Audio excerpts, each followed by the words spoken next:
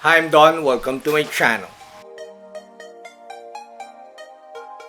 I just joined my very first painting competition, miniature painting competition by the Army Painter, the WargamerGames painting contest. In this video, I'll show you the whole painting process of my WargamerGames entry, which I use Speedpaints and, of course, Warpaints Fanatic.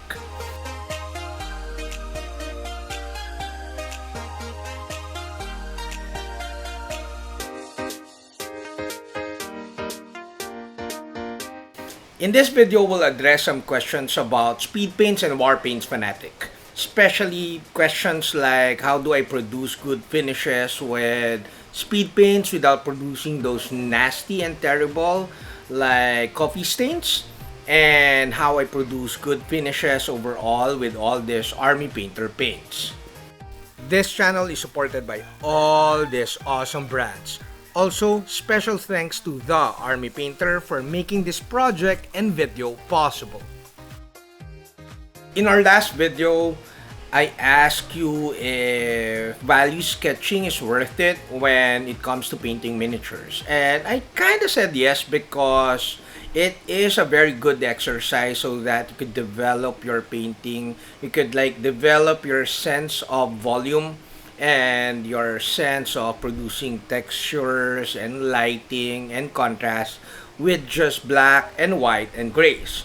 However, if you're painting with just black and white and you want it to look good, of course, it won't be enough if you plan to paint speed paints on top of that painting. So the value sketching that we did last time is not enough for the speed paints to render well. So you could see in the video right now, I kind of improved the value sketching or boosted the lightness of the value sketching. I painted a bit more white and did a little bit of highlighting before I painted speed paints.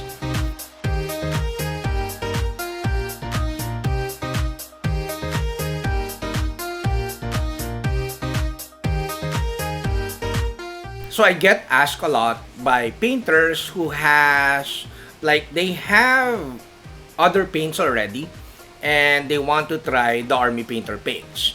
They always ask if what should they buy first, like what box set. So I can't really answer that because it really depends on your budget. If you could if you want to buy smaller box sets or bigger box sets, of course as it gets bigger it gets more expensive. But what I could tell you is that if you have other regular acrylic paints already, you could start by buying a box set of speed paints.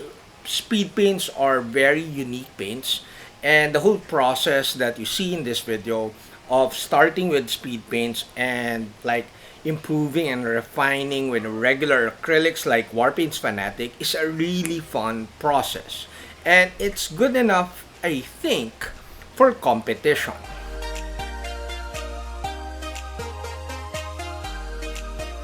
Another question that I get a lot about speed paints is that how do I avoid coffee stains? So with this one I have a long answer. So there are two ways that you should focus when you're painting with speed paint, especially if you're using darker speed paint colors. So you could use a really big brush. You'll see it here when I paint the wings. You can use a bigger brush depending on the size or the area, the surface area of what you need to paint. And you have to paint a little bit faster so that because once the speed paints dry, you will produce those nasty coffee stains. But if you paint faster, you keep the surface wet, you're kind of avoiding you won't be able to produce coffee stains, which is good. So you paint faster and use a bigger brush. If you are still having problems with coffee stains when you're using speed paints, especially if you're using the darker colors, I would recommend that you thin it a little bit with speed paint medium.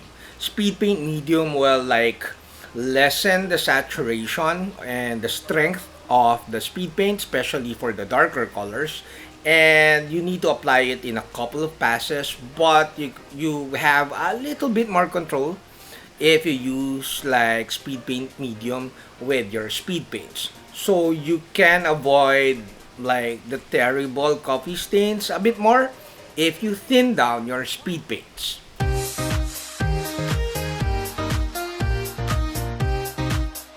So I also get questions about speed paints reacting to the underpainting or the primer, and I don't experience that. The safest way to avoid that is to use, of course, the Army Painter primers or even Warpaints Fanatic as your underpainting. For me, although yes, I use like the Warpaints Fanatic most of the time for my underpainting, but for my main primer, especially the black primer, I use lacquer paints. And the lacquer paints I use, before I use like industrial grade spray cans, which works like a charm every time. But these days I use the same lacquer acrylic paints that my daughter used for her GBWC entry. I'll link her video in the description below. So basically you can avoid like reaction of speed paints on the underpainting by using lacquer acrylic paints or using Army Painter acrylic paints and primer so that you don't produce like the speed paints won't react to the underpainting. And also make sure, not really make sure, but what I do is I let the primers and the underpainting cure at least overnight, but most of the time I let it cure for a couple of days. 3, 2, 1.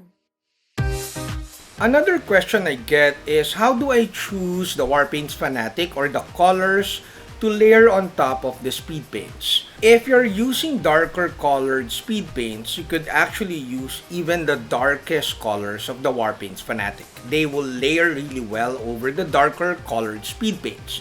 But if you're using the lighter colored speed paints as your base color, you can start with the three brightest color of the triad of the Warpaints Fanatic.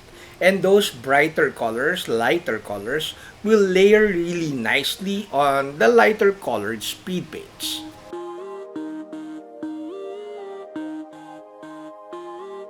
Lastly, the question I get a lot is, do you need to varnish after doing speed paints? Well, I don't think you need to because speed paints are pretty durable, especially if you let it cure overnight. But I do like applying varnish in between processes. Like I would sometimes apply varnish after the foundation colors and then apply varnish after the base colors, apply varnish after or before highlighting, and apply varnish like of course the final varnish after I finish the painting. So I could like apply varnish as much as 3 even 4 times during a whole painting project. But again, to answer the question if you need to varnish speed paints before you apply highlighting with Warpaints Fanatic or other regular paints, I recommend you do, but I don't think you have to. Now, before I reveal, a huge thanks to all my patrons at Patreon, and of course, Hajime Model Studio, and of course, the Army Painter for making this video possible. Although the focus of this video was to answer questions that I usually get via emails and DMs, and I hope I was able to answer all those questions in this video, I think I was able to show you the process, the whole painting process of the painting of this dragon for my WargamerGames entry for that Army Painter competition. I really enjoy and I really love this process of painting and starting with speed paints, using it as base colors, and then refining the painting via Warpaints Fanatic. If you're a long-time subscriber, you'll know that I don't do slop chop before doing speed paints or applying speed paints. I prefer using my airbrush or even spray cans to do a quick zenithal because I find it a little bit more efficient.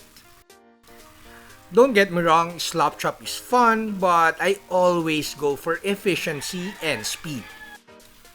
Painting speed paints over zenithal prime or black and white value sketching is super fun and it's easy, but make sure you have enough brightness because the speed paints will darken your value sketching. However, don't worry if you find your painting, your application of speed paints a little bit too dark. You don't need to go back to doing value sketching and applying speed paints. You just need to apply more highlights with Warpaints Fanatic or any regular acrylic paint. The process of building up or painting your base colors with speed paints and then building up your layering and painting the final highlights with Warpaints Fanatic is super fun, enjoyable, and I do think what I said earlier, it's good enough for competition. So that's it, Pansit. Do wish me luck with my very first miniature painting contest, which is this one, the WargamerGames painting contest by the Army Painter. Don't forget to subscribe, like, share this video, and all that stuff. Until next video, guys. Bye!